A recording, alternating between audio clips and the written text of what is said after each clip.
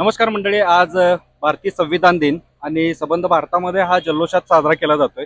तसंच जवळमध्ये देखील हा भारतीय संविधान दिन मोठ्या उत्साहात साजरा केला जातोय. त्याचं स्वरूप कसं आहे, काय आहे ते आपल्याला सरपंच सांगतील. पण थोडक्यात आज आपल्यासोबत आहेत युवा नेते सन्माननीय यशदादा साळुंके पाटील. ते देखील संविधानाप्रती आपला आदर व्यक्त करतील. काय सांगाल दादा, आज कशा पद्धतीने?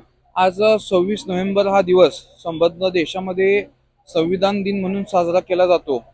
त्याच पद्धतीने आज आपल्या जवळे गावामध्ये आपले सरपंच सज्जन मागाडे असतील, आमच्या संस्थेचे प्राचार्य बाळासाहेब शिंदे असतील, यांच्या मार्गदर्शनाखाली आपल्या संस्थेतील सर्व विद्यार्थ्यांनी एक गावामध्ये संविधानाची माहिती मिळावी, संविधानाचं महत्त्व प्राप्त व्हावं या संदर्भात एक रॅली आयोजन केलेलं आहे.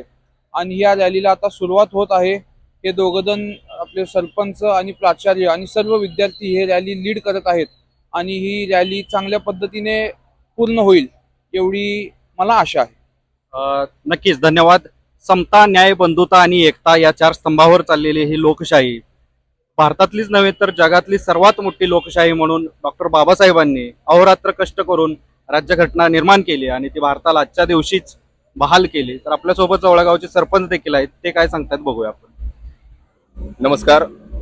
26 नोव्हेंबर हा दिवस जगभर संविधान दिन म्हणून साजरा होत असताना जवळे गावामध्येही मोठ्या उत्साहात या ठिकाणी जवळा ग्रामपंचायत व महसूल मधील सर्व शाळा यांच्या संयुक्त विद्यमाने या ठिकाणी रॅलीचं आयोजन करण्यात आलेलं आहे.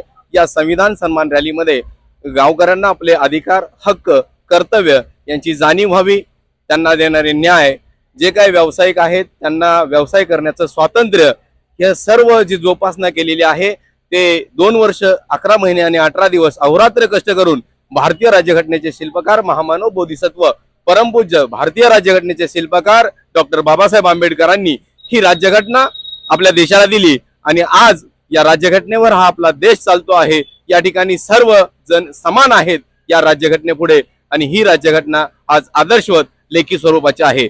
बाबासाहेबांनी तेव्हा ही राज्यघटना देताना आताच्या 2025 आणि इथून पुढच्या काळाचा पूर्ण विचार करून सर्व समाजांना एकत्र बांधण्याचं कार्य या राज्यघटनेमधून केलेलं आहे. धन्यवाद. नक्कीच. तर हे होते सरपंच जवळगावचे. तर ही आदर्शवत रॅली जी आहे ते लहान चिमुरडे असतील किंवा आजूबाजूच्या सर्व शाळा, महसूलमधील जेवढ्या शाळा आहेत तेवढ्या सगळ्या शाळा घेऊन ही रॅली आता गुण्यागोविंदांना गावामध्ये निघत आहे आणि सगळ्या जाती धर्माचे लोक जे आहेत ते या रॅलीमध्ये समाविष्ट झालेले आहेत. कॅमेरामन राहुल कांबळे सोबत मी कैलास गोरे, सांगोला माझा न्यूज, जवळा.